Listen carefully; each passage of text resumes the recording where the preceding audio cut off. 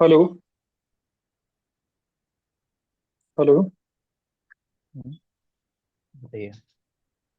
Sir, ये जो file inclusion आपने बताया है, तो हम्म, इसमें अभी तो हम अपना ओबास का आईपी यूज कर रहे हैं। बट अगर मैं कोई बिल्कुल। एक्स वाई जेड कोई भी छोटी वेबसाइट है, उसका डोमेन नेम या उसका आईपी मैं इसमें कहाँ डालूंगा, जिससे मैं उसके डायरेक्टरी चेंज करके देख पाऊँ। नहीं नहीं, यही सेम चीज आप किसी वेबसाइट पे करोगे। कोई वेबसाइट है, उसमें कोई पैरामीटर आपको मिला, ओके। ऐसा पैरामीटर जो आपको लग रहा है कि कोई फाइल को वो रीड करके आपको दिखा रहा है, जैसे इमेज को ओपन कर रहा है या किसी और डॉक्यूमेंट को ओपन कर रहा है, तो उस पैरामीटर में आप चेंजेस करोगे। डोमेन नेम कहीं प्रोवाइड नहीं करना आपको, कहीं कुछ भी। ठीक। ठीक है, जो ठीक भी, है। जैसे मैं मान के हाँ। चलो ये वेबसाइट है, ये वेबसाइट को आपने एक्सेस कर रहे हाँ। थे। अब वेबसाइट में मुझे एक पैरामीटर मिल गया, मैंने उस पैरामीटर की मैं चेंजेस किए, आपने उसके और भी कंटेंट को एक्सेस करना स्टार्ट कर दिया। तो ओके। कोई भी आप वेबसाइट तो जो यही। ब्राउज कर रहे हो, एक्सप्लोर कर रहे हो, उन वेबसाइट्स पे आप ये चीजें ट्राई कर सकते हो कि जहाँ पे कोई पैरामीटर मिले, उस पैरामीटर को पहले समझो कि ये पैरामीटर क्या कर रहा है। आपको ये पता चल रहा है कि हाँ, ये कोई एक फाइल है जिसका नाम include डॉट पीएचपी है, उसको वो वेबसाइट पर ला रहा है, उसके एक्सेस करा रहा है उस फाइल के कंटेंट्स को। तो हो सकता है कि आप कोई और फाइल भी एक्सेस करा पाओ सेम पैरामीटर की मदद से। ठीक है, खासकर आप ये इमेजेस वाले पैरामीटर्स पे टारगेट कर सकते हो, ऐसे वेबसाइट जो आपके सामने कुछ इमेजेस दिखाती है ना, उन इमेज वाले पैरामीटर्स को वहां से वैल्यू हटा के आप डॉट डॉट स्लैश वाले पैरामीटर्स को लगा के देख सकते हो। समझ ओके। आया? यस।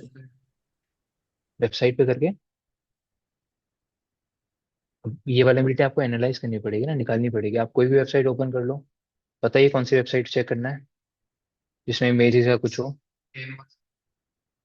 कैनवा। कैनवा।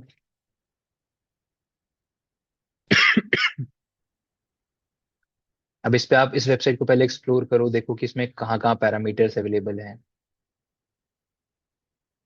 जितना ज्यादा वेबसाइट को एक्सप्लोर करोगे, उतने ज्यादा पैरामीटर्स आपको देखने के लिए मिलेंगे।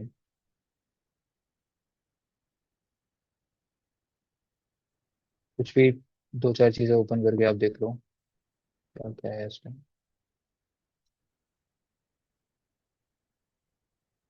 जैसे इमेजेस दिखा रहा है, इमेजेस को भी आप ओपन करके देखो।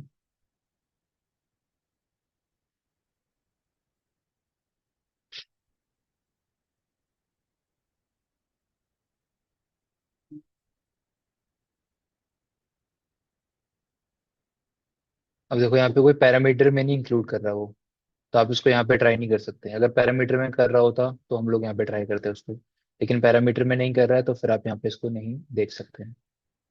और कुछ चेक करिए।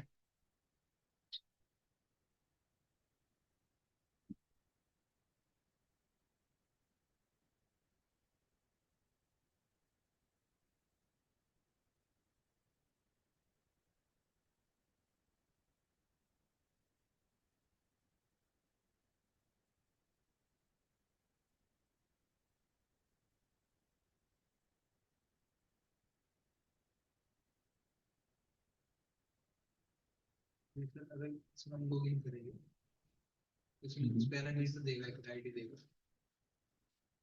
वो तो लॉगिन वाले पैरामीटर्स होंगे, यूजर नेम पासवर्ड वाले। हाँ, तो वहाँ पे फिर आप ऑथेंटिकेशन वाली वेरिएबिलिटीज ट्राई कर सकते हो, ब्रूट फोर्सिंग वगैरह ट्राई कर सकते हो। डिफॉल्ट क्रेडेंशियल्स तो यूज कर रहा है कोई, वो सारी चीजें आप वहाँ पे ट्राई कर सकते हो।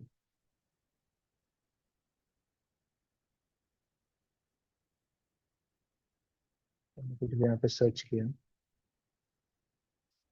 अब देखो यहाँ पे एक पैरामीटर यूज करा उसने, क्वेरी। अब इस पैरामीटर में आप चेक करो कि क्या क्या चीजें हो सकती है। जैसे इमेजेस वाला पैरामीटर है ये, इमेजेस वर्ड कहीं पे दिखा रहा है ये,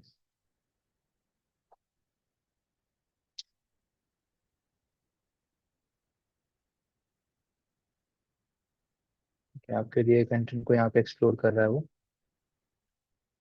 तो यहाँ पे जावास्क्रिप्ट की वल्नरेबिलिटी आप ट्राई कर सकते हो, एक्सएसएस वाली, क्योंकि ये आपके दिए हुए कंटेंट को रिफ्लेक्ट कर रहा है।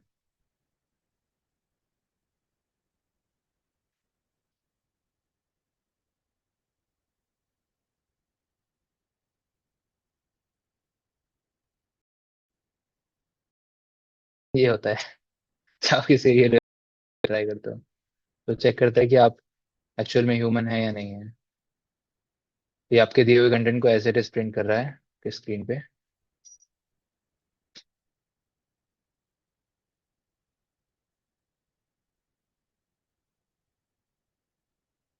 अब देखिए बचने के लिए उसने क्या किया, एनकोड कर दिया। जब अभी आप मैं आपको बताऊंगा कि जब वेबसाइट बचने के लिए क्या करती हैं, दो दो तीन टेक्निक्स हैं जो ट्राई कर सकते हैं वो लोग। उनमें से एक टेक्निक होती है कैरेक्टर एनकोडिंग। आपके दिए हुए, मैंने यहाँ पे क्या दिया था जावास्क्रिप्ट के कंटेंट में, ग्रेटर देन और स्मॉलर देन सिंबल्स को यूज कर रहा था, राइट। उसको क्या कर दिया उसने बचने के लिए, एनकोड कर दिया। अगर आपके दिए हुए कंटेंट को वो एनकोड कर रहा है तो डेफिनेटली यहाँ पे आप एक्सेस तो ट्राई नहीं कर सकते हैं, कोई और वल्नरेबिलिटी फिर आपको ट्राई करनी पड़ेगी इस पैरामीटर पे। तो एक्सेस के तो बचने के लिए उन्होंने प्रॉपरली इंप्लीमेंट कर रखा है। अब वो यहाँ पे और क्या ट्राई कर सकते हैं आप क्वेरी के लिए, एसक्यूएल इंजेक्शन ट्राई कर सकते हैं। नहीं, एसक्यूएल इंजेक्शन भी यहाँ पे नहीं है, होता तो यहाँ पे कुछ एरर आना चाहिए था। और इसमें आप क्या ट्राई कर सकते हैं क्वेरीज की जगह, यहाँ पे सबसे ज्यादा चांसेस थे एक्सेस के, क्योंकि आपका दिया वो कंटेंट वो रिफ्लेक्ट कर रहा था स्क्रीन पे। अभी आप एक्सेस के बारे में बताऊंगा मैं, फाइल अपलोड के बाद एक्सेस हम लोग कवर करेंगे। तो एक्सेस में क्या होता है कि अगर आपका दिया वो कंटेंट जो आपने दिया है, कुछ भी डालो आप एक्स वाई जेड, वही सेम चीज अगर वेब पेज पे दिखाया जा रहा है, तो आप उसको रिप्लेस करके क्या डाल सकते हो, एक जावास्क्रिप्ट का मेलिशियस कोड। और कोड आप डालोगे तो वो तुरंत उसको शो कर देगा आपके स्क्रीन पे, एग्जीक्यूट कर देगा, क्योंकि आपका ब्राउजर को नहीं पता कि ये जावास्क्रिप्ट की लाइन सर्वर ने मुझे दी है या आपने दी है। वो उसको एग्जीक्यूट करेगा, उसको बस पता है मुझे जावास्क्रिप्ट को रीड करना है, तो वो आपके जावास्क्रिप्ट के कोड को एज इट इज रीड करेगा आपके सामने। ठीक है, तो यहाँ पर ये जो क्वेरी पैरामीटर है, जहाँ पे चांसेस यही थे कि सबसे ज्यादा चांसेस हैं एक्सएसएस के, बट वो यहाँ पे नहीं अवेलेबल है। तो इसके अलावा आप एसक्यूएल इंजेक्शन भी देख लिया मैंने यहाँ पे, वो भी अवेलेबल नहीं है। तो इसके अलावा आप और भी वेबसाइट्स पे ट्राई करिए सेम चीज, इमेजेस वगैरह भी यहाँ पे वो अलग से ओपन नहीं करके दिखा रहा आपको, जैसे इमेज वाला ऑप्शन है इसमें, इमेजेस को भी ओपन नहीं कर रहा है कहीं पे भी, जैसे पहले हमने ओपन कराई थी ना ये वाली। अब इसमें आप एक चीज ट्राई करना चाहो तो कर सकते हो।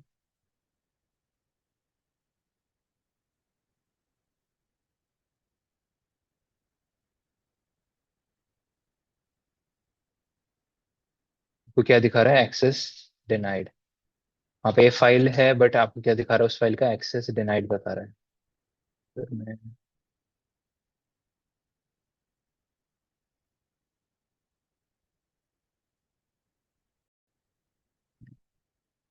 एक्सेस डिनाइड आपको बता रहा है, तो यहाँ पे इन लोगों ने प्रोटेक्शन प्रॉपरली लगा रखी है हर एक चीज के लिए, चाहे आप कोई भी लगाओ।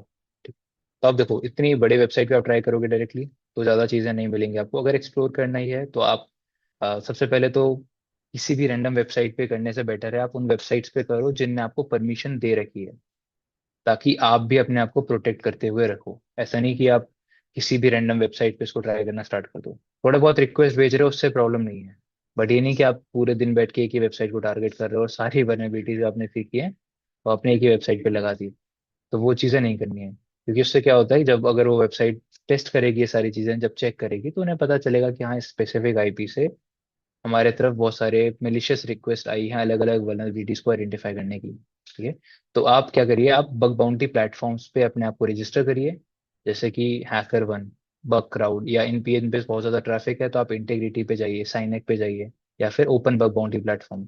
ये कुछ बहुत ही पॉपुलर बग बाउंटी प्लेटफॉर्म्स हैं। बग बाउंटी का मतलब क्या होता है,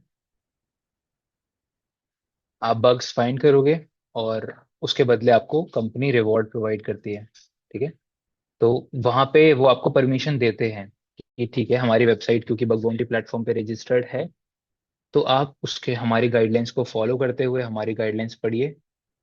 पढ़िए कि हमने किन किन डोमेन्स को टारगेट करने के लिए बोला है, किन को स्कोप में रखने के लिए बोला है, किसको आउट ऑफ स्कोप रखने के लिए बोला है, और उन वेबसाइट्स पे आप जाके ये चीजें ट्राई करिए।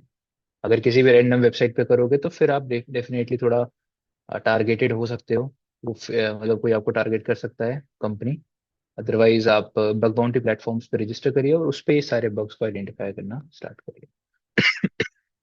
ठीक है, क्योंकि ये वल्नरेबिलिटीज मिलती हैं, और जैसे ही आपको कोई वल्नरेबिलिटी मिले आप वेस्ट क्यों करो उस एडवांटेज को, उसको रिपोर्ट कर दो तुरंत। अगर आपको कोई वल्नरेबिलिटी मिलती है, आप लोग एक्सप्लोर कर रहे हैं, मिलती है, तो आप उसको रिपोर्ट कर दीजिए तुरंत। किसी भी मतलब जो भी प्लेटफॉर्म पे आपने आइडेंटिफाई करी है उसको रिपोर्ट कर दो आप। ठीक है, तो ये चीजें अभी आप, ये तो आप बहुत बेसिक लेवल की चीज समझ रहे हो, यही चीज करने के पांच छह तरीके और हैं। अगर ये तरीका काम नहीं कर रहा तो जरूरी नहीं कि यही आखिरी तरीका है। और भी बहुत सारे तरीके हैं जिससे आप बाईपास कर सकते हो उनके फिल्टर्स को। तो वो चीजें आप डब्ल्यूपीटी के अंदर समझेंगे। ठीक है, समझ आ रहा है?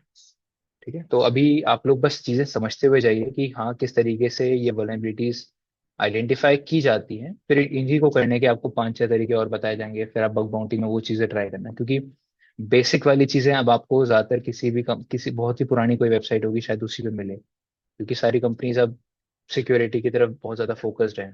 5 साल पहले की बात होती तो आप कोई भी बेसिक वल्नरेबिलिटी आप ढूंढ सकते थे बड़े बड़े वेबसाइट्स पे भी, बट अभी के जो सिनेरियो है वो यही है कि आपको इतने आसानी से कोई छोटी मोटी वल्नरेबिलिटी नहीं मिलने वाली। आपको बहुत सारे तरीके यूज करने पड़ेंगे।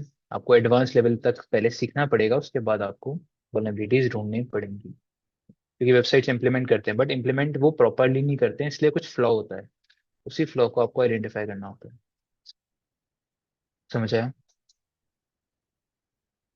तो पहले कह रहा है, मेरे लिए तो ये समझ लो अब 4-5 साल पहले की बात है। बग बाउंटी में आप लोग अभी से स्टार्ट करोगे ना, तो आपको अब बग बाउंटी के लिए होता क्या है कि पूरा सिनेरियो मैं आपको समझा देता हूँ कि जरूरी नहीं है कि आपको, आपने जो बग आइडेंटिफाई करा है उसको आपने रिपोर्ट कर दिया, बट कंपनी जरूरी नहीं कि आपको एक ऐसा रिस्पॉन्स दे कि आपको वो बोले कि हाँ आपने अच्छा बग आइडेंटिफाई करा। वो ये बोल सकती है, ज्यादातर केसेस में वो ये भी बोल देते हैं कि वो डुप्लीकेट बग है, मतलब हमारे पास इसकी रिपोर्ट पहले आ चुकी है, मतलब किसी और ने पहले यही सेम बग रिपोर्ट कर रखा है। ठीक है, और हम इस पे काम कर रहे हैं, और जैसे ही काम हो जाएगा तो इसको मतलब फिर उसके बदले आपको कुछ भी नहीं मिलता, क्योंकि डुप्लीकेट बग्स पे आपको कुछ भी नहीं मिलेगा। ठीक है। अब आप ज्यादा से ज्यादा उनको थोड़ा बहुत चैलेंज कर सकते हो कि आप मुझे उसकी रिपोर्ट शेयर कर सकते हैं, या क्या है किसने रिपोर्ट कर इसको वो करा है, अ, मतलब किसने आइडेंटिफाई करके इसकी रिपोर्ट करी है। ज्यादा से ज्यादा आप इतना ही पूछ सकते हो, और तो कुछ आप कर नहीं सकते। ठीक है।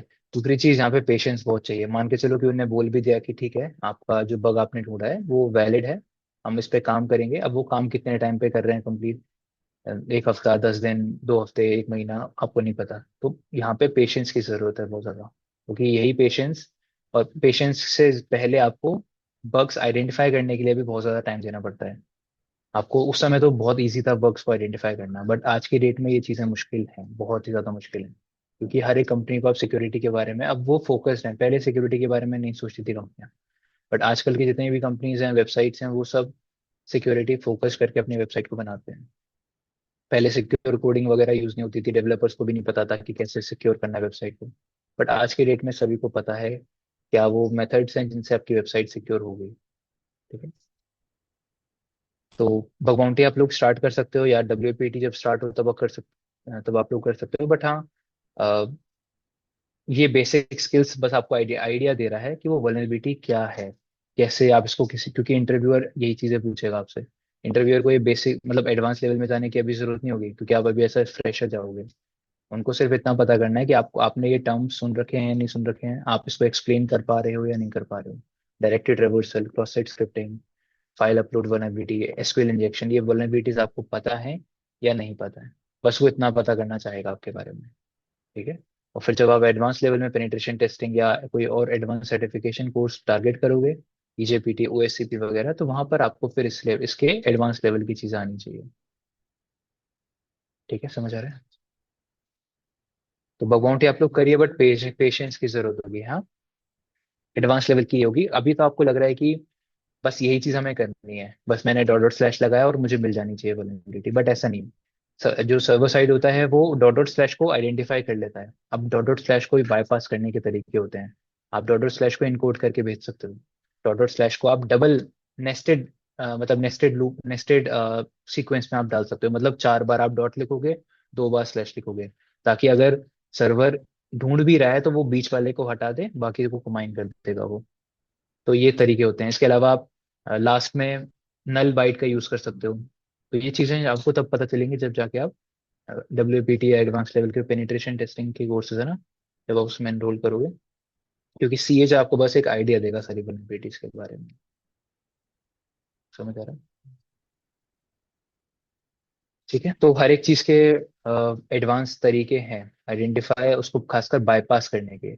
सिर्फ आइडेंटिफाई करना नहीं करना आपको, मतलब ये करना है कि हो सकता है कि सर्वर ने इस चीज के लिए कोई फिल्टरिंग लगा रखी होगी, कोई रूल लगा रखा होगा जिसकी वजह से ये रिक्वेस्ट वहां पे एक्सेप्ट नहीं हो रही है। तो वही रूल समझ के आपको उसको बाईपास करना आना चाहिए।